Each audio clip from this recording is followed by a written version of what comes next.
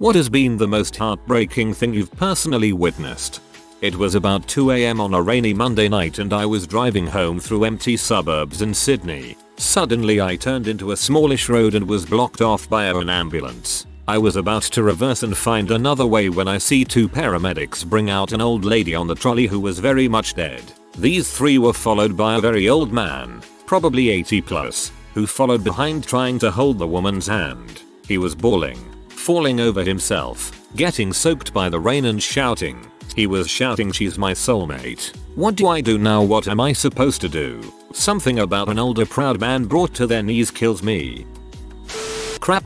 Okay, here shows my age, but as the cool kids say, whatever. Back in about 1992, I was walking to a friend's place when, with no tire scream, there's a horrific car crash. I ran over to see a car had T-barred another at a roundabout. Canberra is full of them. Seeing as it was about 1 AM, and at the time this being nothing more than a sleepy hollow, a few people came out to investigate. At this point, my St. John's training kicked in and I told someone to go call an ambulance. The situation is thus: the driver who rammed the other car smells like a brewery and is dead. He's also the driver who caused the accident by pushing through the roundabout. I get to the other car, and there's a girl. She's pretty messed up. The steering column has punctured her in the chest. There's blood everywhere. There are no crumple zones, so her own car is smooshed against her. I tell her that I know first aid, and that I'm not trying to grope her as a joke, trying to figure out the extent of her injuries.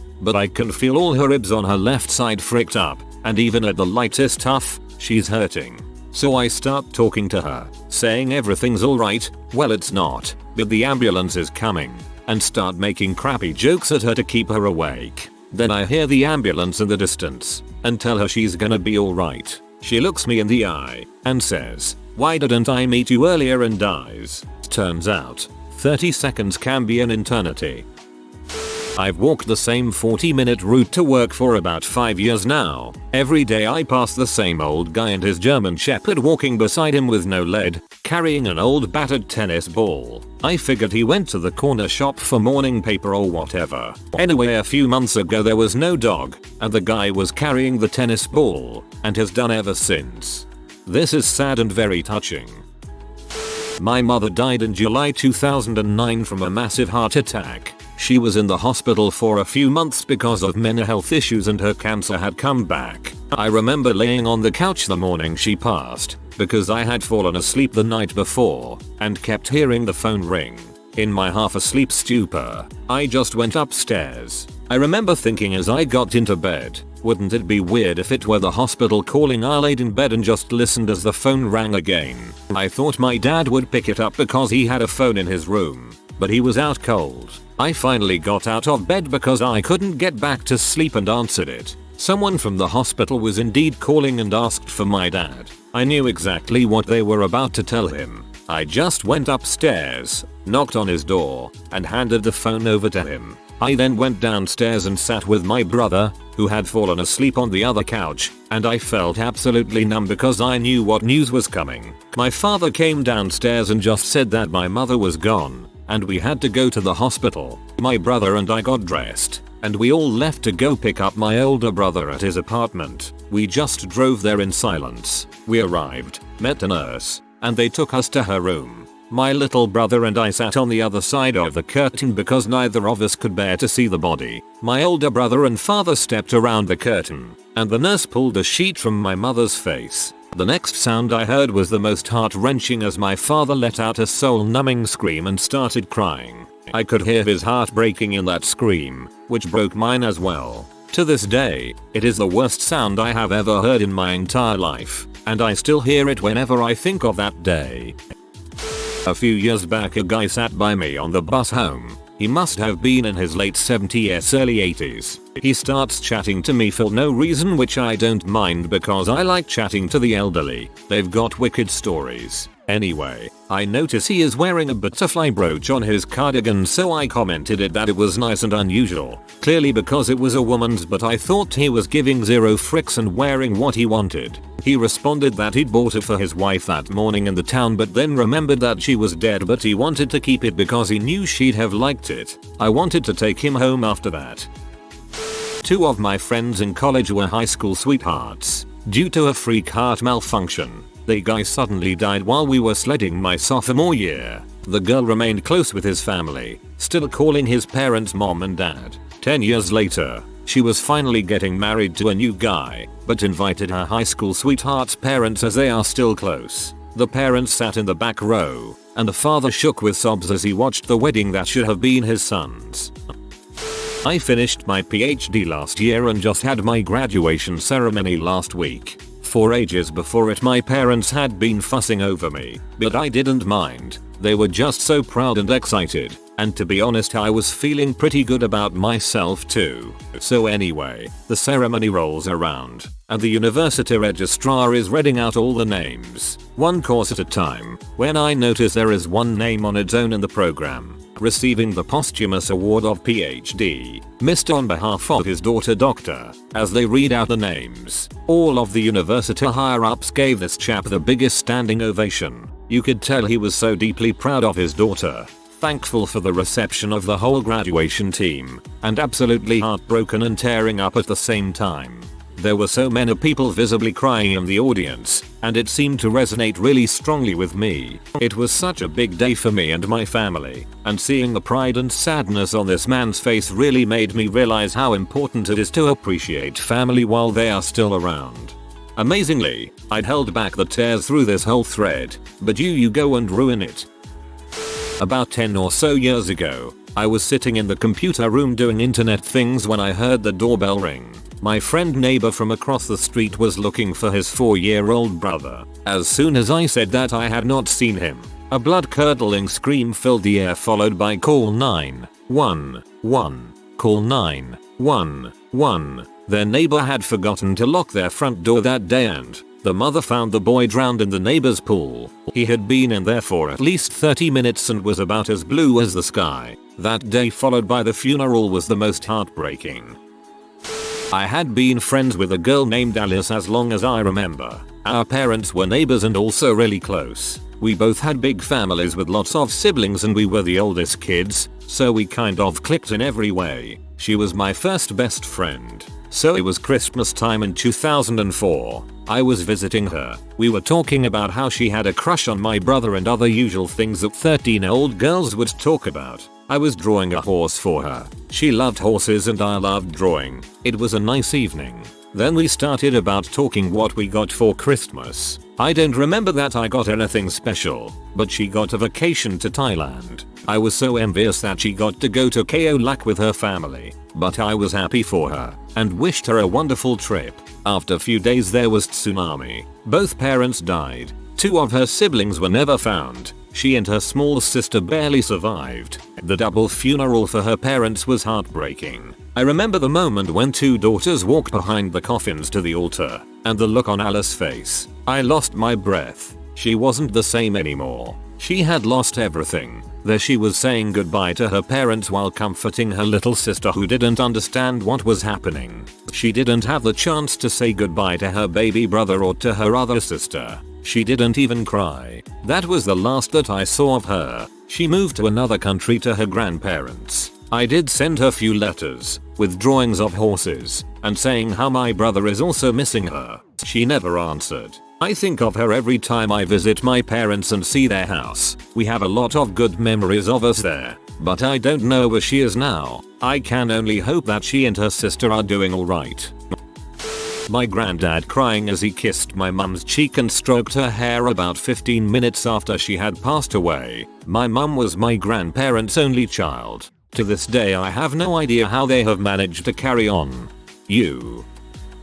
I had this favorite regular customer. He was this old war veteran that came into the store humming, singing and always in a cheery mood. I helped him with the groceries because he couldn't read his wife's scribbles. I hadn't seen him in a long time. I thought maybe he had moved to a retirement home or whatnot, when he suddenly comes through the door and I am so happy. Until he asks for a job. I ask why he would need a job and then he explains he just came home from the war and needed money. I ask how his wife is doing. She has moved to Sweden for safety. It quickly dawns upon me that he has dementia. He thinks he is 19 and before I have time to do anything he's out the door. I had to go to the back room to cry because I couldn't help him, and even though I only knew him a little, so that person was totally gone. When I was a patient at Research Psychiatric Center, there was a woman who had been there for a few days before I taken in, and who remained there for a week after I was out. She would rarely talk, was completely unfocused, and they were switching so many medications around on her that she spent most of the day sleeping in her room. Eventually, in one of our group sessions, she began to open up about what it is that brought her to the hospital. This woman was in her early 40s and had 2 daughters. The first one died 6 months prior to her entering the hospital. Then, a week before she came in, her second daughter was killed in a car wreck. And 2 days before she was taken to the hospital, her house caught fire due to faulty wiring and everything that she owned was lost. We all tried to console her as best as we could, and by the time I left 2 weeks later, she was actively engaging in conversation and even smiling a bit. She even spoke of how she was working with a friend to try and open a small business. The amount of tragedy this woman had gone through, and her ability to survive it all, put things in perspective for a lot of us. When I was a correctional officer, I would oftentimes escort inmates to and from the hospital for medical treatment. There was one inmate, Fredericks was his name I believe, who had been diagnosed with a heart condition. He was about 50 years old and a born-again Christian, as many inmates are. He was always quoting scripture and seemed so sure about his place in heaven. Over a period of about 6 months he shed about 150-200 pounds. He went from being a relatively heavy-set guy to skin and bones. I would usually be the one to escort him to and from the hospital. Another officer and I would sit with him for 8-12 hours a day. At one point, he had to be transferred to another larger hospital, so I rode in the back of the ambulance with him while the other officer followed us in the prison van. I still remember the conversation we had to this day. I was known for always carrying Jolly Ranchers in my pocket. He asked me if I had any that I could share with him. I told him I didn't, but if I did I would certainly share them with him. That was against the rules, but I don't think anyone would have said anything about me sharing a piece of candy with a dying man. I could see his hands were shaking, and I could hear the handcuffs and chains clinking. We had to wrap the belly chain around him twice because he had become so thin. He looked at me and said, "I'm scared." I could tell he was holding back tears. I didn't know what to say, so I just told him that he was gonna be okay. After I got relieved from my post, I told him I would see him next week, as my days off were coming up. I never saw him again. He died a few days later. I heard the state buried him because no family ever showed up to claim the body. I wish I had been able to give him some of my candy. I was 8 or 9, riding in the backseat of my dad's car on a really rainy day, heading home from my grandma's house. We passed this bus stop, which is right across the street from a McDonald's, and has a stoplight between the two. We're stopped at a red light next to this bus stop, and I'm watching this father and son trying to cross the street to get to the stop with their bag of McDonald's. In the heavy rain with no umbrella, the dad let the kid run ahead so he could get under the little shelter thingy before our light turned and they wouldn't be able to cross safely. So the dad is stuck on the other side of the road as the cars start to move, and the poor guy gets hit with a tidal wave from a car passing him, completely soaks his food to the point where the bottom of the bag fell out. I will never forget the look of defeat he had on his face, standing there soaking wet, having just lost his and his son's dinner, and then they still had to wait for the bus. I think that was the first time I ever empathized with someone I didn't know. I felt so terrible for him. See? Thank God. I kept thinking the dad would watch his son get hit by a car or vice versa. Still feel bad for him, though equals. A few months ago my stepdad, the only father I've ever known, told me he had to go into hospital for a few tests, nothing major. Within a few days, the doctors informed me and my mum that my dad had to have a small low-risk operation. No one was too worried, but for some reason I just couldn't stop crying, which is completely out of character for me. I remember seeing him off before he went into surgery where he looked into my eyes and told me he loved me and to look after my mum. I was being terrible and harassed my mum to take us home to get some rest before my dad came out again, only to get a call from the doctors to say the operation had been delayed and my daddy wanted to see us. Unfortunately, by the time we got to the hospital, he was already taken in. They said it would be an 4-hour operation. It was after the 6th hour we really began worrying, and when he came out, we were told he was in intensive care due to some unforeseen circumstances. We waited by his side for days until eventually, very early in the morning, I watched his heart monitor flatline and his lips turn blue. I think the worst part about it was that I denied him the chance to see us one more time because I was tired. He was scared and we weren't there for him. The most heartbreaking moment was walking out with a bag full of clothes when only days before, I walked in with the most amazing dad. Thanks Reddit. I really needed to let it out, but I don't feel as if I can talk to my friends about it, as a lot of them abandoned me when they realized I didn't have the motivation to go out anymore. And I don't want my mum to think I'm too hurt by it because she's only just begun to recover and needs me more than ever. Honestly, I really appreciate it. Your friends are idiots for not trying to support you. I give you all my internet hugs. A little one that always stuck with me. Driving home and seeing a woman putting her recently hit by a car dog into a cardboard box. That crap hit me pretty hard. Still not as bad as the next one though. In Iraq, a father brought his son to a base for medical attention. He was very ill. Turned out the son had been bitten by a rabid dog. If you know anything about rabies, you know that once symptoms show, it's 100% fatal. Watching the medical officer explain to the translator, who relayed to the father, that his son could not be saved, that was rough. The other one, the worst one, working at a checkpoint, we open up a trunk as usual and find the body of a young girl. I don't really talk about that one.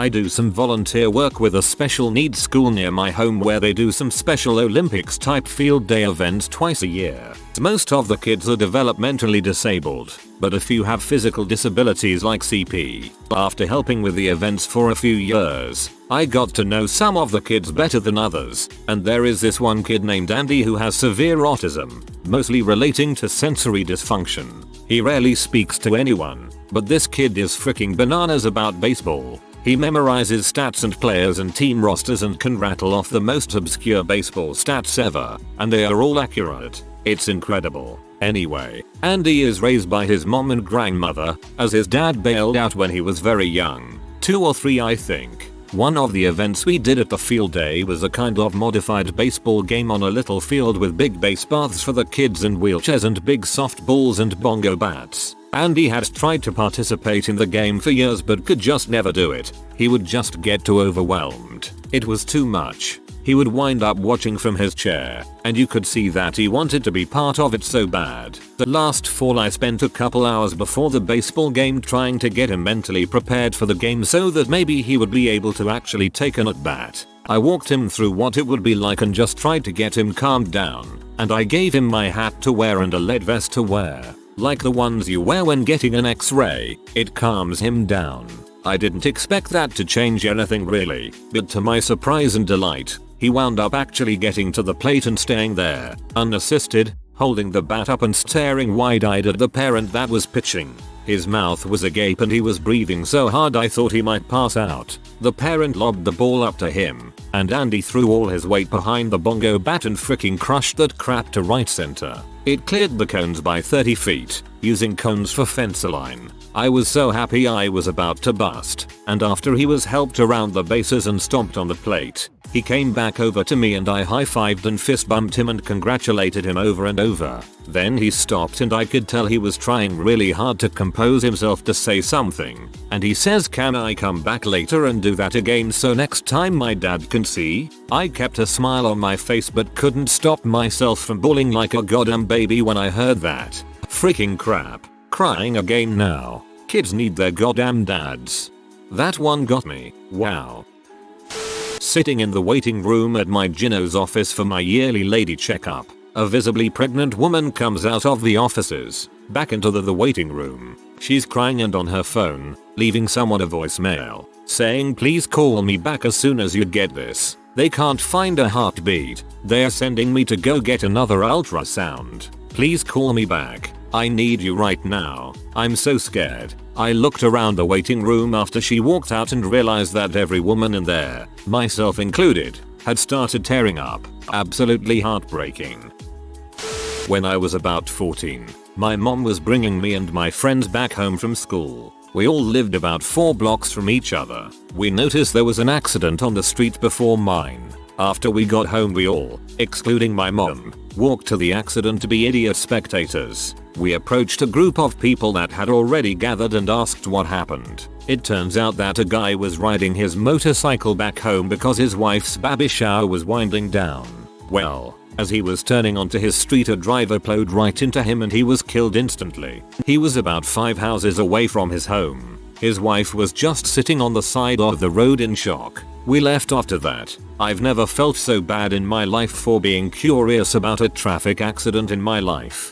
Thank you for reinforcing my decision to never ride a motorcycle. Way too many idiots to worry about out there.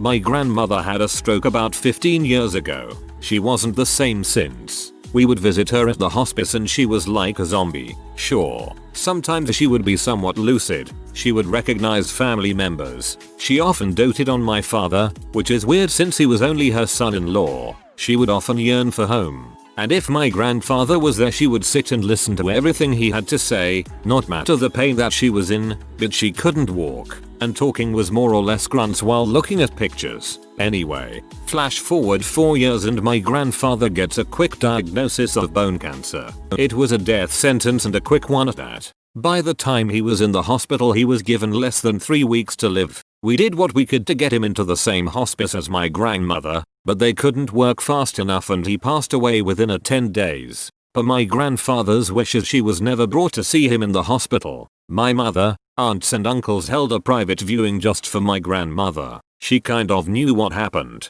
She acknowledged to my mother that she knew that he was dead, but she remained stoic on the ride to the funeral home. She was wheeled in and up to his casket and it seemed to hit her. He was gone. She, for the first time in 4 years, actually stood up and reached into his casket to kiss him. It was like the physical horrors that she suffered didn't happen. She held his hand for 10 minutes, crying, saying love you, I miss you and see you soon. When she said it, it wasn't perfect, but you understood what she said and that was incredible to us. After that she calmly got back into her chair and she asked to go home. She meant her real home and we knew it. So we did it. My uncle carried her up the stairs and put her to sleep in the bed that she shared with my grandfather for 46 years. They were married for 50 years when he died, but she spent 4 years in the hospice. My mother, my aunts and my uncles stayed with her while the grandchildren and the in-laws went to the interment. The whole experience brings me to tears just thinking about it. I don't think my words did it justice.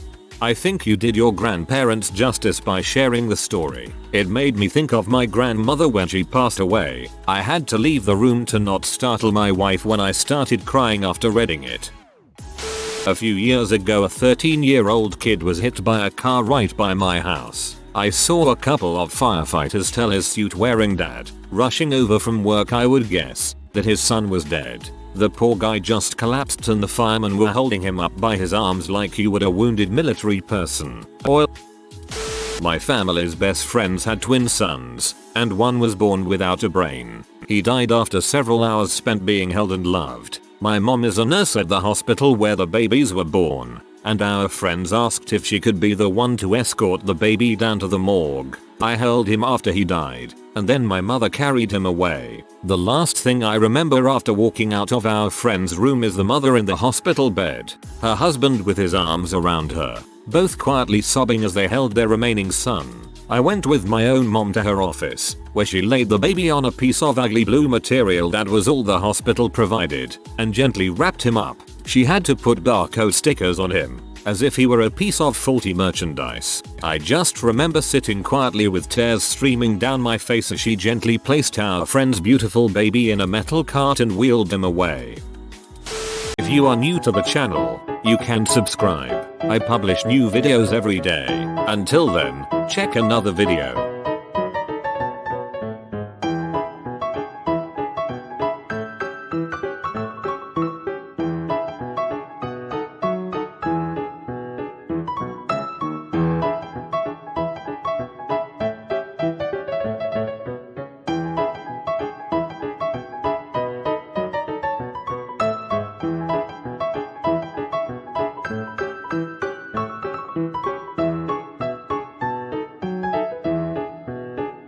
Bye for now.